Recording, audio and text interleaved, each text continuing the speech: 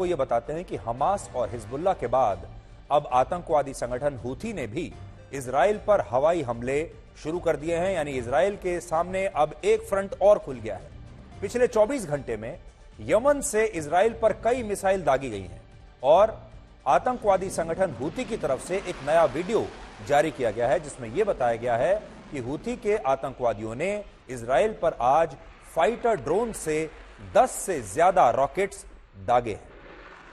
और इन हमलों के बाद अब इजराइल ने भी इजिप्ट, सूडान और सऊदी अरब के बीच रेड सी में मिसाइल बोट्स तैनात कर दी हैं जो उत्तरी यमन में हूथी के आतंकवादी ठिकानों को अपना निशाना बना रही हैं। नक्शे पर आप देखिए,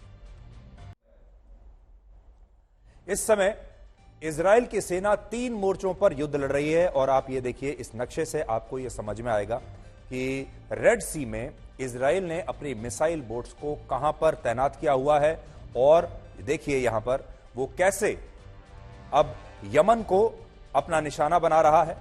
और आसपास क्या है, सऊदी अरब है, सूडान है और इजिप्ट है। और यहां जहां देख रहे हैं रेड सी में इजराइल ने मिसाइल बोट्स अपनी तैनात कर दी हैं, जिसे आप पीले रंग से देख पा रहे हैं। तो अब इजराइल की सेना 3 मोर्चों पर, 3 फ्रंट्स पर लड़ रही है और इन तीनों मोर्चों पर अलग अलग आतंकवादी संगठन उसे चुनौती दे रहे हैं। सोचिए एक देश के लिए यह कितनी बड़ी चुनौती होगी कि वो 3 तरफ से घिर जाए और तीनों तरफ से आतंकवादियों की बड़ी बड़ी फौज अब उसके सामने आ जाए। गाजा से हमास, लेबनान से हिजबुल्लाह और यमन से हूथी की तरफ से अब इजराइल पर लगातार मिसाइल्स और रॉकेट दागे जा रहे हैं। और इजराइल के खिलाफ अरब क्षेत्र के 3 बड़े आतंकवादी संगठन अब एकजुट हो गए हैं, जिन्हें आप आतंकवाद का ट्रिपल एच भी कह सकते हैं। ये तीनों के नाम अभी हमने आपको बताया। ट्रिपल एच का मतलब है हमास, हिजबुल्लाह और हूथी। आईएसआईएस के बाद ये अरब क्षेत्र के 3 सबसे बड़े और सबसे अमीर आतंकवादी संगठन हैं, जिनका रिमोट कंट्रोल ईरान के पास है। ईरान इन्हें पीछे से चलाता है। इस नक्शे पर आप देख सकते हैं कि ईरान इस जगह से यमन, लेबनान और गाजा से ऑपरेट होने वाले इन 3 सबसे बड़े आतंकवादी संगठनों को नियंत्रित कर रहा है। इनके पीछे ईरान खड़ा हुआ है, देखिए। और बड़ी बात यह है कि अगर ईरान इन आतंकवादी संगठनों को इजराइल के खिलाफ युद्ध लड़ने के लिए नहीं कहता तो ये संगठन कभी भी गाजा के लिए इस युद्ध में शामिल होते भी नहीं। और इसका कारण भी धर्म ही है। हमने पहले दिन आपको बता दिया था कि यह एक धर्म युद्ध है। यह युद्ध जमीन के लिए नहीं है, यह पैसे के लिए नहीं है, यह युद्ध हो रहा है धर्म के लिए। इसके पीछे, इसकी जड़ में धर्म है। और कैसे है अब देखिए। असल में दुनिया भर के मुसलमान मुख्य रूप से 2 पंथों में बटे हुए हैं। एक हैं सुन्नी मुसलमान और दूसरे हैं शिया मुसलमान।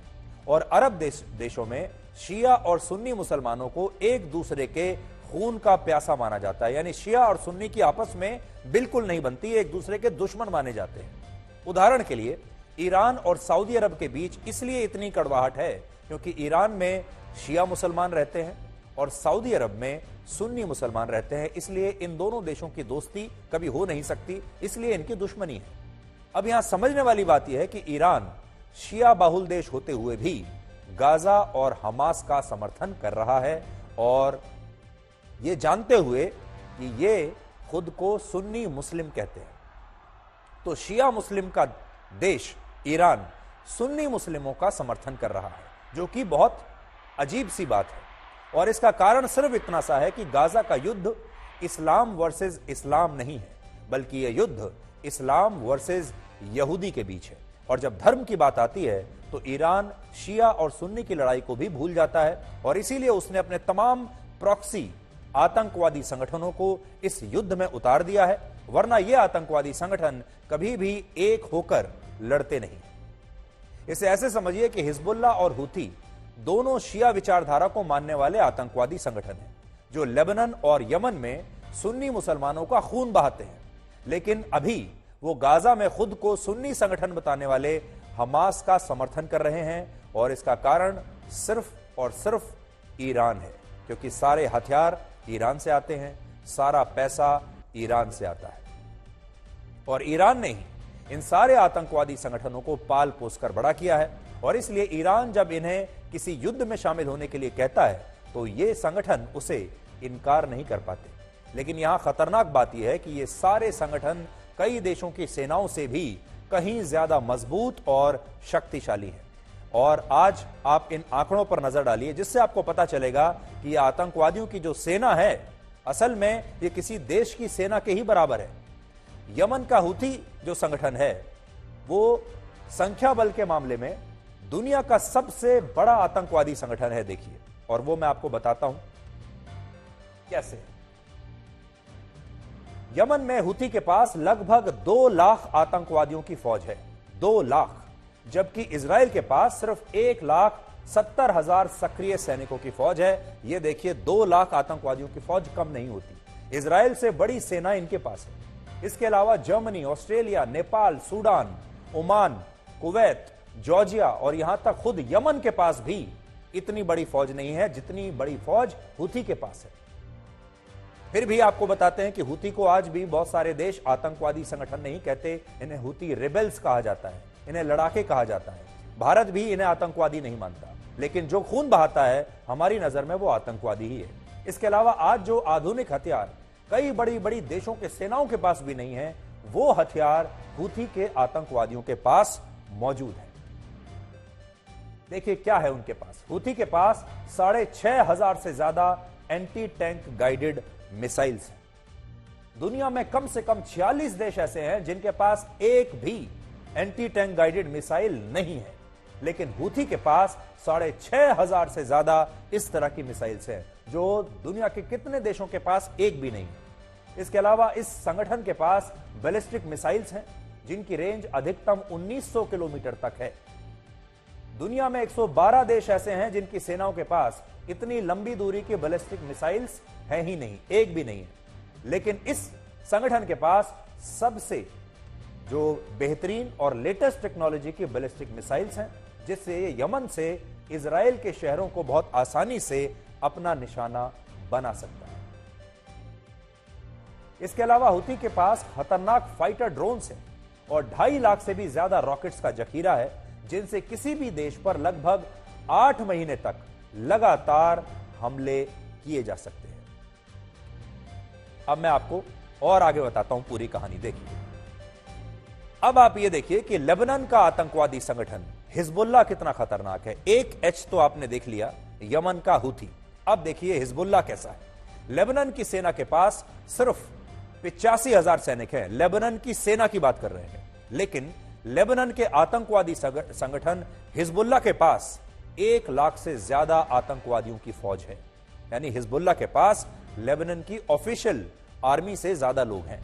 इसके अलावा हिजबुल्लाह के पास 1,30,000 रॉकेट्स और मिसाइल्स हैं, जिनका इस्तेमाल फिलहाल वो इजराइल पर हमले के लिए कर रहा है।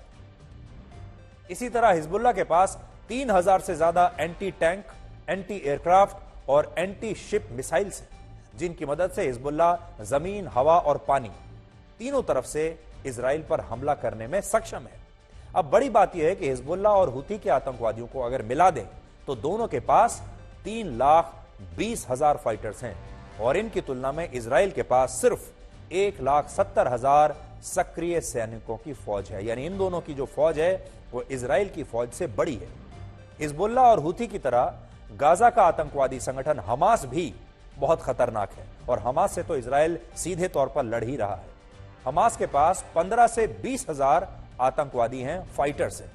500 किलोमीटर का एक टनल नेटवर्क है, यानी जो सुरंगों का पूरा नेटवर्क है वो 500 किलोमीटर का है, जिसे इनके आतंकवादी छिपने के लिए और फिर हमला करने के लिए इस्तेमाल करते हैं। 30,000 मिसाइल्स और 10,000 रॉकेट्स इनके पास हैं और हमास के पास फाइटर ड्रोन्स भी हैं, जिनकी मदद से वो कहीं भी रॉकेट गिरा सकता है। यानी हमास, हिजबुल्लाह और हूथी, ये तीनों ही संगठन किसी देश की सेना से कम नहीं है और इन तीनों आतंकवादी संगठनों का रिमोट कंट्रोल है ईरान के पास, और इसलिए ईरान इन संगठनों के को अपने रिमोट कंट्रोल से चलाकर अब इजराइल से लड़ रहा है। इस नक्शे को देखेंगे तो आपको इजराइल इस समय ईरान के 12 प्रॉक्सी संगठनों से घिरा हुआ नजर आएगा। इजराइल चारों तरफ से घिरा हुआ है। देखिए, कहां कहां पर यह आतंकवादी संगठन है। इनमें एक संगठन बहरीन में है, 3 संगठन आतंकवादियों के इराक में है, एक संगठन लेबनान में है जिसका हम बता चुके हैं, जिसका नाम है हिजबुल्लाह, 2 संगठन गाजा में है जिनके नाम है हमास और पैलेस्टीनियन इस्लामिक जिहाद, 4 संगठन सीरिया में है और एक संगठन यमन में है जिसका नाम है हूथी। यानी इजराइल अभी ईरान द्वारा नियंत्रित हो रहे उसके कम से कम 12 प्रॉक्सी आतंकवादी संगठनों से पूरी तरह से घिरा हुआ है। और ये वो संगठन है जो ईरान के लिए कुछ भी कर सकते हैं, ये ईरान के लिए काम करते हैं क्योंकि ईरान ने ही इन्हें पाल पोस कर इतना बड़ा किया है। इनमें भी हमास, हिजबुल्लाह और हूथी, ये तीनों वो आतंकवादी संगठन हैं जो अपने अपने देशों में चुनाव लड़ चुके हैं। देखिए ये बड़ा दिलचस्प मामला है। यहां पर आप देखिए अपने अपने देशों में ये कहने को तो ये आतंकवादी हैं, लेकिन आतंकवाद और बंदूक के दम पर इसके बाद ये चुनाव लड़ते हैं, चुनाव में जीत जाते हैं, फिर सरकारें बनाते हैं और फिर एक इलाके पर सरकार में बैठकर कब्जा करते हैं। और धीरे धीरे क्योंकि अब ये सरकार में आ चुके हैं तो फिर लोग इन्हें आतंकवादी नहीं कहते, इन्हें संगठन मान लेते हैं। और इसकी वजह से इन आतंकवादी संगठनों को राजनीतिक संगठन की संज्ञा मिल जाती है और उनके पुराने पाप धुल जाते हैं, क्योंकि अब ये सारे संगठन चुनाव लड़ते हैं लोकतंत्र के नाम पर। देखिए लोकतंत्र को कितना बदनाम किया जा रहा है पूरी दुनिया में। वोट तो ये ले रहे हैं लोगों का, लेकिन ये वोट लोगों को डरा धमका कर लिया जाता है, बंदूक की नोक पर लिया जाता है, फिर ये नेता बन जाते हैं, फिर ये सरकारों में बैठ जाते हैं और फिर इन्हें लोग दूसरे देश आतंकवादी नहीं कहते। आज आप देख लीजिए हिजबुल्लाह को भी आतंकवादी संगठन नहीं माना जाता, हूथी को भी नहीं माना जाता और हमास को भी आतंकवादी संगठन नहीं माना जाता। यहां तक कि भारत भी हमास को आतंकवादी संगठन नहीं मानता है। उसका कारण यही है, आप कैसे पहचानेंगे इन्हें, ये आतंकवादी हैं या सरकार में बैठे राजनीतिक नुमाइंदे हैं, समझ में ही नहीं आता। और इसी का फायदा उठाकर ये तमाम संगठन आतंकवाद फैलाते रहते हैं और इनके आतंकवाद को मुस्लिम देश राजनीतिक संघर्ष बताकर, क्रांति बताकर इनका समर्थन खुलेआम करते रहते हैं। उदाहरण के लिए यमन के हूथी आतंकवादी संगठन को संयुक्त राष्ट्र आतंकवादी संगठन मानता ही नहीं है, अंग्रेजी में इन्हें हूथी रिबेल्स कहते हैं। और मुस्लिम देश भी कभी भी इस संगठन का विरोध नहीं करते, जबकि अकेले यमन में इस संगठन की वजह से गृह युद्ध में 3,77,000 लोग मारे जा चुके हैं और ये सारे किसी और धर्म के लोग नहीं थे, सारे मुसलमान ही थे। और इन्हें मारने वाले हूथी के आतंकवादी भी मुसलमान ही थे। यानी यमन में मुसलमानों ने ही मुसलमानों का कत्लेआम किया, लेकिन कोई मुस्लिम देश बोला नहीं। इसके बावजूद किसी भी मुस्लिम देश ने इन मुसलमानों के लिए कभी कोई आवाज नहीं उठाई, जिसमें लाखों मुसलमान जो हैं वो यमन में लाखों बच्चे मारे गए। आज जब आप गाजा और यमन के इन बच्चों और महिलाओं की तस्वीरों को देखेंगे तो इनमें आपको कोई अंतर नजर नहीं आएगा। देखिए एक तरफ गाजा की तस्वीर है, दूसरी तरफ यमन की तस्वीर है, दोनों तरफ बराबर का अत्याचार हो रहा है।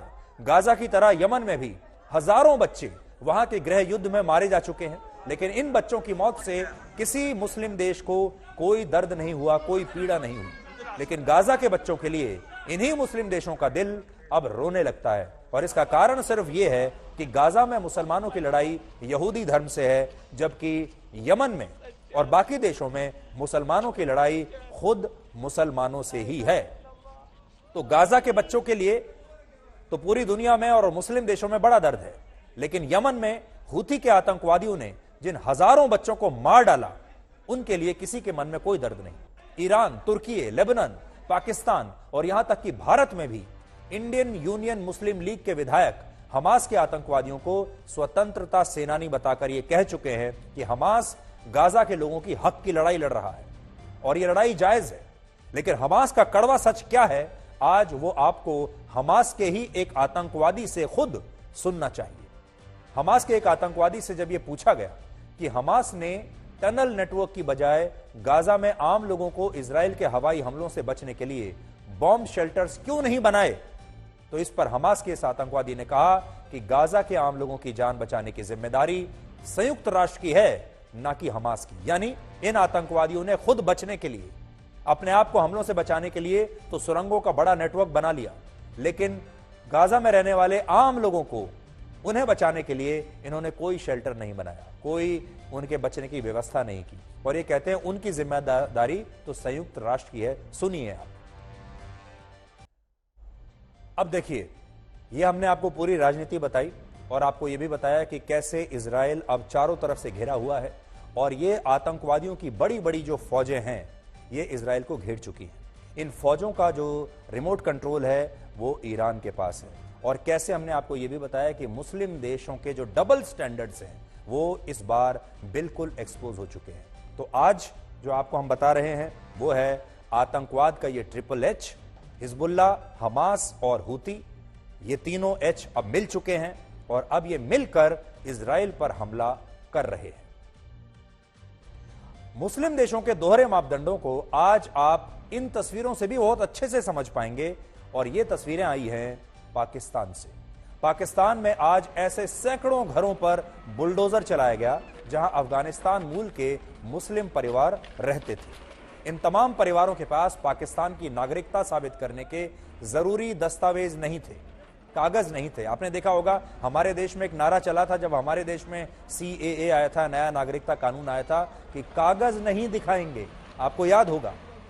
अब जब इन लोगों ने, इन्हीं मुसलमानों ने पाकिस्तान में यह कहा कि कागज नहीं दिखाएंगे, और बेचारे दिखाते कहां से, कागज हैं ही नहीं तो दिखाएं कहां से, तो इनके पास दस्तावेज नहीं थे अपनी नागरिकता को साबित करने के लिए, और इसकी वजह से वहां की सरकार ने 1 नवंबर तक इन सबको, लाखों लोगों को पाकिस्तान छोड़ने की डेडलाइन दी थी। लेकिन इस डेडलाइन के खत्म होने के बाद भी जब कई परिवारों ने अपने घर खाली नहीं किए, तो पाकिस्तान में आज इन घरों को बुलडोजर से ध्वस्त कर दिया गया।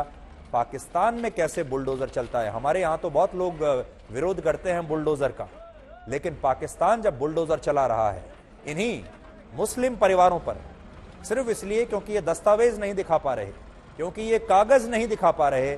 आज आप तस्वीरें देख लीजिए। पाकिस्तान में अफगानिस्तान से आए लगभग 17 लाख लोग ऐसे हैं जिनके पास पाकिस्तान की नागरिकता साबित करने के लिए जरूरी दस्तावेज नहीं है, हमारे यहां की भाषा में कहें तो कागज नहीं है। और इसी वजह से पाकिस्तान इन लाखों मुसलमानों को अपने देश से बाहर निकाल रहा है, और इस समय पाकिस्तान और अफगानिस्तान के बॉर्डर पर स्थिति इतनी चिंताजनक है कि लोग भूखे प्यासे कई दिनों से खाना नहीं खाया है, पानी नहीं पिया है, बसों और ट्रकों में भेड़ बकरियों की तरह भरकर पाकिस्तान छोड़कर जाने पर मजबूर हैं।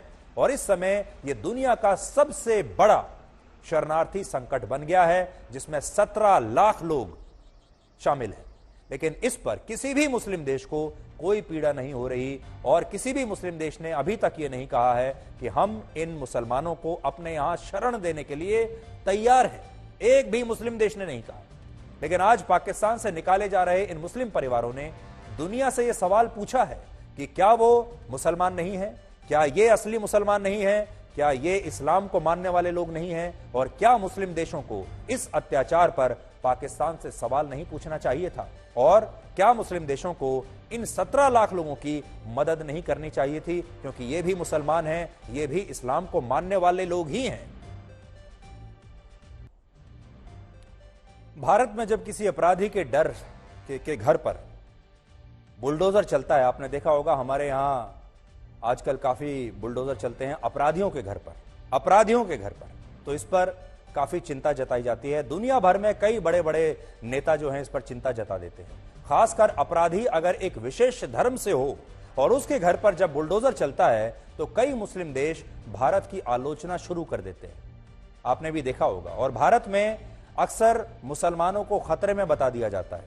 लेकिन आज जब पाकिस्तान से लाखों मुसलमानों को इस तरह निकाला जा रहा है, उनके घरों पर बुलडोजर चल रहे हैं, तो इस पर आज ना तो किसी को कोई चिंता हो रही है और ना ही कोई इसके खिलाफ आवाज उठा रहा है।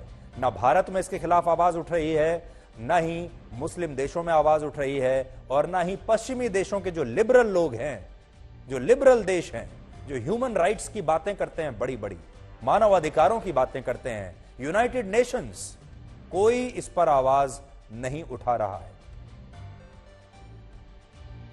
दिल्ली के मुख्यमंत्री अरविंद केजरीवाल का आरोप है कि ईडी ने उन्हें पूछताछ के लिए जो सम्मन भेजा है वो पूरी तरह से गैर कानूनी था, राजनीति से प्रेरित था, इसलिए वो ईडी के सामने आज पेश नहीं हुए। तो आज बड़ी बात जो है वो ये कि आज अरविंद केजरीवाल को शराब घोटाले में ईडी के सामने पेश होना था, क्योंकि उन्हें सम्मन भेजा गया था जिसमें लिखा था कि 2 नवंबर को आपको आना है।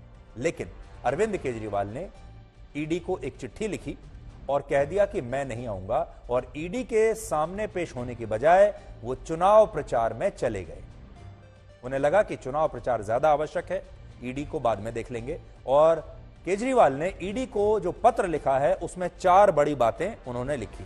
पहली बात, ईडी ने अपने सम्मन में यह स्पष्ट नहीं किया कि वो शराब घोटाले के मामले में अरविंद केजरीवाल को एक गवाह के तौर पर बुला रही है या उन्हें आरोपी मानते हुए उनसे पूछताछ करना चाहती है। वो जानना चाहते हैं कि किस हैसियत से उन्हें बुलाया गया है। दूसरी बात, ईडी ने यह भी स्पष्ट नहीं किया कि केजरीवाल को दिल्ली का मुख्यमंत्री होने के नाते पूछताछ के लिए बुलाया गया है या उन्हें आम आदमी पार्टी का राष्ट्रीय संयोजक होने के नाते पूछताछ के लिए सम्मन भेजा गया है। वो जानना चाहते हैं कि आप बताइए किस कैपेसिटी में मुझे भेजा गया है, वो मुझे मुख्यमंत्री के तौर पर बुला रहे हैं या आम आदमी पार्टी के प्रमुख के तौर पर बुला रहे हैं। तीसरी बात केजरीवाल ने यह लिखी है कि ईडी ने उन्हें जो सम्मन भेजा वो 30 अक्टूबर को बीजेपी नेताओं के साथ पहले ही लीक कर दिया गया था, जिससे उन्हें ऐसा लगता है कि ईडी का यह सम्मन राजनीति से प्रेरित है और बीजेपी के नेताओं ने पहले ही यह कहना शुरू कर दिया कि केजरीवाल जल्द ही गिरफ्तार होने वाले हैं। चौथी बात इसमें लिखी है कि ईडी को अपने इस सम्मन के बारे में फिर से विचार करना चाहिए और इसे वापस ले लेना चाहिए। हालांकि हमें सूत्रों से पता चला है कि ईडी केजरीवाल के इन आरोपों का जवाब देने के साथ साथ उन्हें पूछताछ के लिए अब एक नया सम्मन जारी कर सकता है और यह मामला अब शायद अदालत में भी जा सकता है। चिट्ठी में आज अरविंद केजरीवाल के लेकर आया हूं। मैंने आपको बताया, उन्होंने कहा कि भाई किस कैपेसिटी में मुझे बुलाया गया है, पहले तो आपने यह स्पष्ट नहीं किया है। फिर वो कहते हैं कि आपका जो सम्मन है यह राजनीति से प्रेरित है। क्यों राजनीति से प्रेरित है? वो कहते हैं कि सम्मन आने से पहले ही बीजेपी के नेताओं को यह सम्मन लीक कर दिया गया और बीजेपी के नेताओं ने यह कहना शुरू कर दिया कि मैं गिरफ्तार होने वाला हूं, ईडी केजरीवाल को गिरफ्तार कर लेगा, जिसकी वजह से मेरी छवि को नुकसान पहुंचा है, मेरी बदनामी हुई है, मेरी रेपुटेशन खराब हुई है, ऐसा उन्होंने लिखा है। फिर उसके बाद वो लिखते हैं कि मैं दिल्ली का मुख्यमंत्री हूं और जैसा कि आप जानते हैं मैं आम आदमी पार्टी का नेशनल कन्वीनर भी हूं। 5 राज्यों में चुनाव होने वाले हैं और मुझे मेरी पार्टी के लिए चुनाव प्रचार करना है, वो मेरे लिए बहुत आवश्यक है। I am required to travel for campaigning and to provide political guidance to my field workers of Aam Aadmi party. तो वो कहते हैं कि मेरे लिए इस समय चुनाव प्रचार ज्यादा जरूरी है, मैं वहां जा रहा हूं। और आखिर में ये भी कहते हैं कि चुनाव प्रचार करने के साथ साथ मैं दिल्ली का मुख्यमंत्री जो हूं उस नाते मुझे मेरे ऑफिशियल कमिटमेंट्स भी हैं। दिल्ली में मुझे एक सरकार का मुखिया होने के नाते मुझे बहुत काम है, मेरे पास फुर्सत नहीं है। इसमें टोटल मिलाकर उन्होंने ये कहा है कि आपका सम्मन राजनीति से प्रेरित है और मेरे पास फुर्सत नहीं है कि मैं आपके सामने पेश हो सकूं, इसलिए मैं पेश नहीं होऊंगा और आप अपना ये जो सम्मन है इसे वापस लीजिए। केजरीवाल पहले नेता नहीं है जिन्होंने ईडी के सम्मन को गैर कानूनी और राजनीति से प्रेरित बताते हुए ईडी के सामने पेश होने से इनकार कर दिया और सम्मन का पालन ही नहीं किया।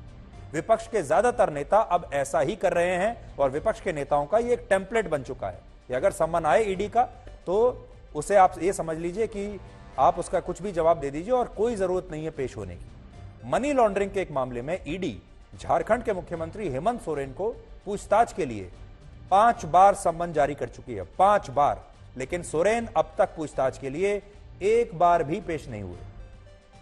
इसी तरह पश्चिम बंगाल के मुख्यमंत्री ममता बनर्जी के भतीजे अभिषेक बनर्जी को भी इस साल जून के महीने में ईडी ने शिक्षक भर्ती घोटाले में पूछताछ के लिए सम्मन जारी किया था, लेकिन अभिषेक बनर्जी ने भी ईडी को गंभीरता से बिल्कुल नहीं लिया और पूछताछ के लिए नहीं आए। इन दोनों के अलावा तेलंगाना के मुख्यमंत्री के चंद्रशेखर राव की बेटी के कविता, कर्नाटक में कांग्रेस पार्टी के नेता और उप मुख्यमंत्री डी के शिवकुमार, उनके भाई डी के सुरेश और टीएमसी की एक नेता भी ऐसा कर चुकी हैं। और ऐसा नहीं है कि ये नेता पूछताछ में शामिल नहीं हुए तो ईडी ने उन्हें गिरफ्तार कर लिया। ईडी इन्हें गिरफ्तार नहीं कर पाया, लेकिन ये वो नेता हैं जिन्होंने ईडी को बहुत हल्के में लिया है। असल में ऐसे मामलों में ईडी के पास ज्यादा विकल्प है ही नहीं। ईडी या तो इन नेताओं को नया सम्मन जारी कर सकता है या सम्मन का पालन कराने के लिए इन नेताओं के खिलाफ अदालत में जा सकता है और कोर्ट में जो है ये राह जो है वो आसान नहीं है, ये राह जो है उनको आसान नहीं है उनकी।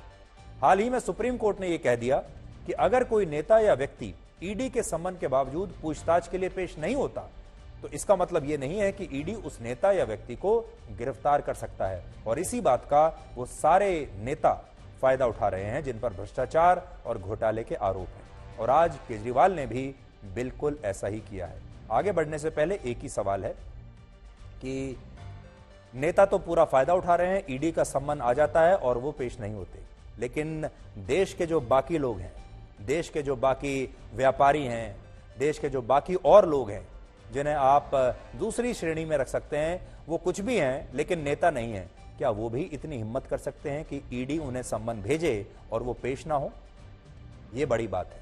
सिर्फ नेता ही ऐसे हैं जो इतनी हिम्मत कर पा रहे हैं कि ईडी के सामने पेश ना हो, बाकी सारे लोगों को, आम लोगों को पेश होना ही पड़ता है।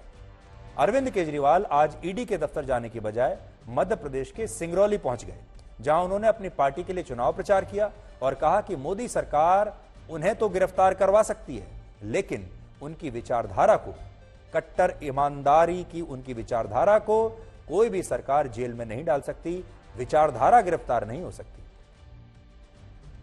अब ये धमकी दे रहे हैं, पिछले कुछ दिनों से मैं देख रहा हूं, दिल्ली के अंदर रोज खड़े होकर धमकी दे रहे हैं, केजरीवाल को गिरफ्तार करेंगे, केजरीवाल को गिरफ्तार करेंगे। केजरीवाल के शरीर को तो गिरफ्तार कर लोगे, केजरीवाल की सोच को कैसे गिरफ्तार करोगे?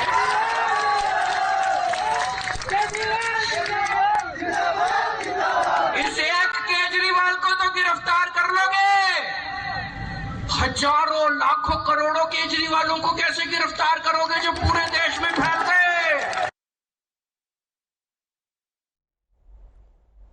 तो आज आपने देखा केजरीवाल ने साफ साफ कह दिया ईडी के सामने पेश नहीं होऊंगा, चुनाव प्रचार में चले गए और कह दिया कि मुझे तो गिरफ्तार कर सकते हैं लेकिन मेरी सोच को गिरफ्तार नहीं कर सकते। अब देखिए, केजरीवाल भी चुनाव प्रचार में थे और प्रधानमंत्री मोदी भी आज चुनाव प्रचार के लिए छत्तीसगढ़ गए थे और छत्तीसगढ़ में एक रैली में प्रधानमंत्री मोदी ने भ्रष्टाचारी नेताओं को खुली चुनौती दी, उनके लिए एक खुला संदेश दिया और कहा कि देश को लूटने वाला एक भी व्यक्ति बचेगा नहीं।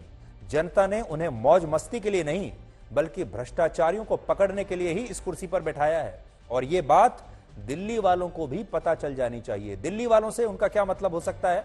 दिल्ली की जनता नहीं, दिल्ली वालों से उनका मतलब है कि यह बात केजरीवाल को भी पता चल जानी चाहिए। यानी केजरीवाल के लिए छत्तीसगढ़ से प्रधानमंत्री मोदी ने एक संदेश भेजा है। क्या संदेश है, देखिए। ये मोदी की गारंटी है, लूटने वाला एक भी बचने वाला नहीं है। भ्रष्टाचार से लड़ने का एक काम आपने मुझे दिया है, आपने मुझे इसी काम के लिए बिठाया है, मौज मजा करने के लिए नहीं बिठाया है। और इसलिए आप मुझे बताइए, काम मुझे करना चाहिए कि नहीं करना चाहिए? जरा पूरी ताकत से पता चले, दिल्ली वालों को भी पता चले, ये काम मुझे करना चाहिए कि नहीं करना चाहिए? चोर लुटेरों को ठीक करना चाहिए कि नहीं करना चाहिए? भ्रष्टाचार के खिलाफ लड़ना चाहिए कि नहीं लड़ना चाहिए? लुटेरों का हिसाब चुकता करना चाहिए कि नहीं करना चाहिए? ये गरीब का पैसा वापस आना चाहिए कि नहीं आना चाहिए? आपके आशीर्वाद से ये काम मैं कभी रोकने वाला नहीं हूं दोस्तों। और इसलिए ये लोग मुझे भले लाखों गालियां देते रहे, ये आपके आशीर्वाद की ताकत है। न मोदी डिगता है, न मोदी डरता है। मोदी भ्रष्टाचार के खिलाफ कार्रवाई को न रोकता है। ये तो प्रधानमंत्री मोदी की सख्त छवि आपने देखी। जब वो भ्रष्टाचारियों की बात करते हैं तो सख्त हो जाते हैं, लेकिन जब वो बच्चों के सामने आते हैं तो बिल्कुल नर्म हो जाते हैं, पसीज जाते हैं। आज छत्तीसगढ़ के कांकेर की इसी रैली में जब प्रधानमंत्री मोदी ने यह देखा कि एक छोटी सी बच्ची उनकी एक पेंटिंग बनाकर लाई है, तो उन्होंने अपना भाषण बीच में ही रोक दिया और कहा कि वो इस बच्ची को आशीर्वाद देना चाहते हैं और उससे कहना चाहते हैं कि वो उस पेंटिंग के लिए उसे जरूर चिट्ठी लिखेंगे और उस बच्ची को यह भी कहा कि इस पेंटिंग को मेरे पास भेज दो और अपना पता भी इसके पीछे लिख दो। देखिए। बेटी, मैंने तुम्हारी ये तस्वीर देखी है, तुम इतना बढ़िया काम करके लाई हो, मैं तुम्हें आशीर्वाद देता हूं, लेकिन बेटी थक जाओगी, तुम कब से खड़ी हो। ये पुलिस के जवानों से मैं कहता हूं, वो तस्वीर बेटी देना चाहती हो तो ले लीजिए और मुझे जरूर पहुंच जाएगी, और तुम्हारा पता उसमें लिख देना, मैं जरूर तुझे चिट्ठी लिखूंगा।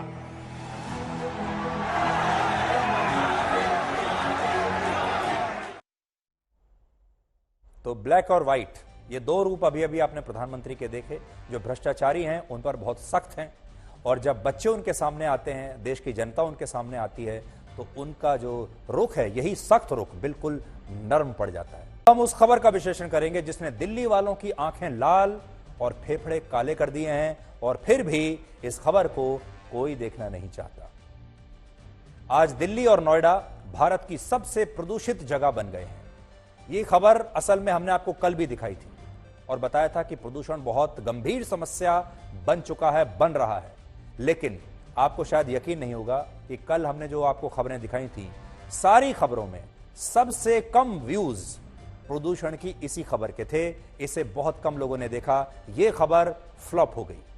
लेकिन आज हम एक बार फिर से यह खबर दिखाने की हिम्मत करेंगे और आपको जागरूक करेंगे। हम जानते हैं यह खबर भी कल की तरह फ्लॉप हो जाएगी, आप नहीं देखेंगे क्योंकि आपको ये खबरें अच्छी नहीं लगती। सोचिए, जो खबर आपको सबसे ज्यादा प्रभावित करती है, आपके बच्चों को, आपके परिवार को, आपके शरीर को, आपके फेफड़ों को, आपके स्वास्थ्य को, जो खबर आपके जीवन में से 10 साल खींच कर ले जा रही है, उस खबर को आप देखना नहीं चाहते। एक और कोशिश करते हैं, और आज इसके लिए सबसे पहले मैं आपको बड़ी स्क्रीन पर कुछ सैटेलाइट तस्वीरें दिखाना चाहता हूं, जिससे आपको समझ में आएगा कि मैं क्या कहना आपको चाह रहा हूं। देखिए,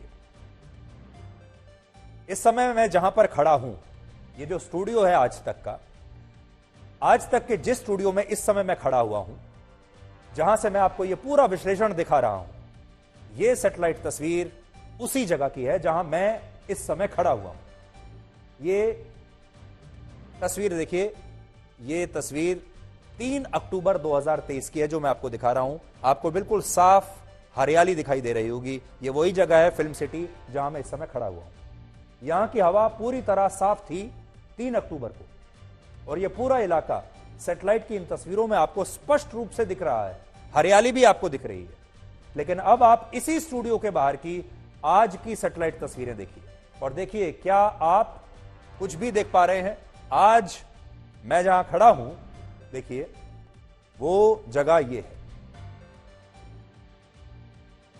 आप देख पा रहे हैं, क्योंकि ये पूरा इलाका प्रदूषण की चादर में ढका हुआ है, और इस इलाके को ना तो देखा जा सकता है और ना ही यहां पर आप सांस ले सकते हैं। मैं कैसे सांस ले रहा हूं, मैं ही जानता हूं।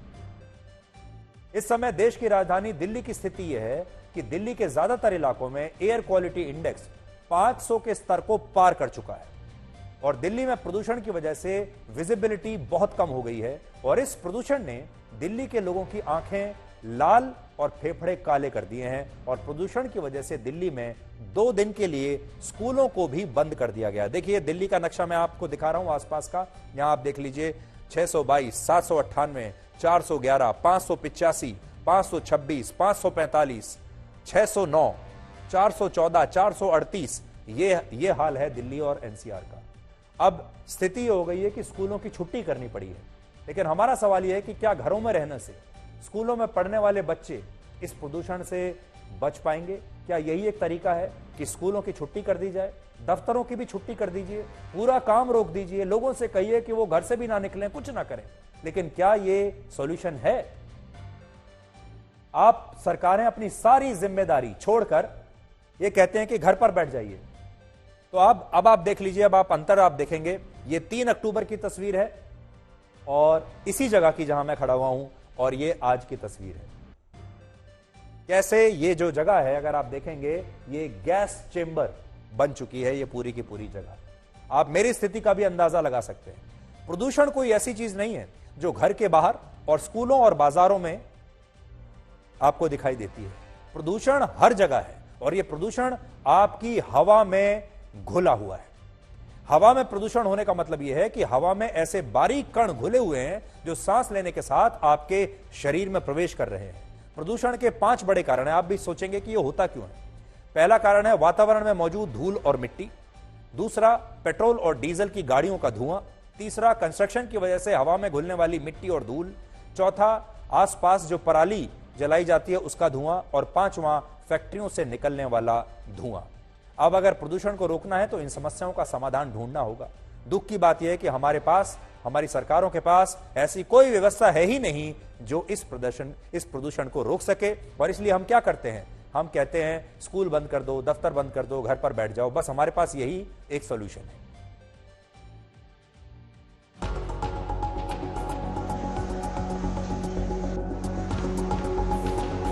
अपनी हेल्थ इश्यूज को लेके हमें जाना पड़ रहा है पार्क, लेकिन बहुत ज़्यादा सफ़र कर रहे हैं इस टाइम हम पॉल्यूशन को लेके।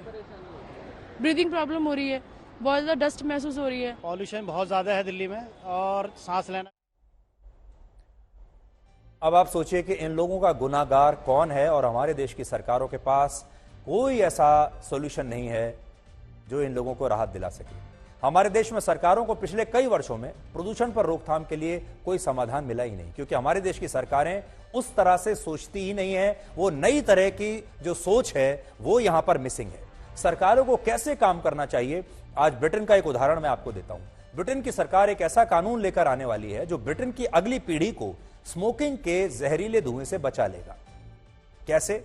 इस प्रस्तावित कानून के तहत ब्रिटेन में जिन युवाओं का जन्म 1 जनवरी 2009 के बाद हुआ है, उन्हें सिगरेट बेचना अब एक गंभीर अपराध माना जाएगा। और ब्रिटेन के प्रधानमंत्री ऋषि सुनक ने इस बिल को ऐतिहासिक बताया है।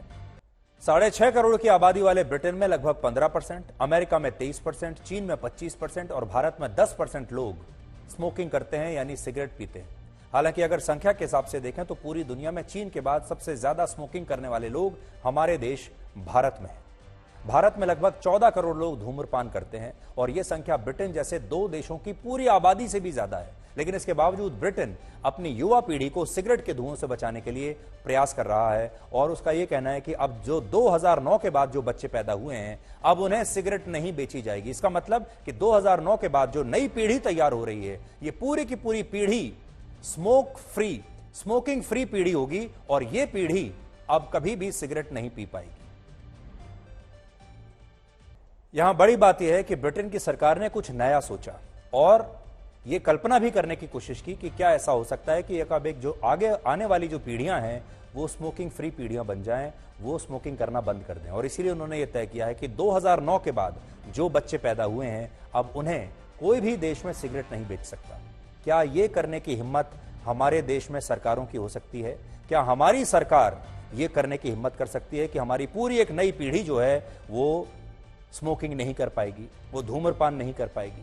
इस तरह की जो नई सोच है उसके जरिए ही ये जो नए जमाने के जो समस्याएं हैं इनसे हम निपट सकते हैं। और प्रदूषण की समस्या भी वैसी है, जब तक नई सोच नहीं आएगी, कोई नया तरीका और सख्त तरीका नहीं अपनाया जाएगा, तब तक हमारे देश के लोग ऐसे ही काले फेफड़ों के साथ घूमते रहेंगे। और हम आपको भी ये कहेंगे कि अगर आप दिल्ली और आसपास के शहरों में रहते हैं तो दिवाली तो मना लीजिए, लेकिन दिवाली के बाद अपने फेफड़ों की जांच जरूर करवाइएगा और आपके फेफड़ों का रंग वैसा ही निकलेगा जैसा आज दिल्ली के आसमान का रंग है, यानी हल्का काला या ग्रे। किसी के साथ बैठना बहुत आसान होता है, लेकिन किसी के साथ खड़े रहना बहुत ही मुश्किल।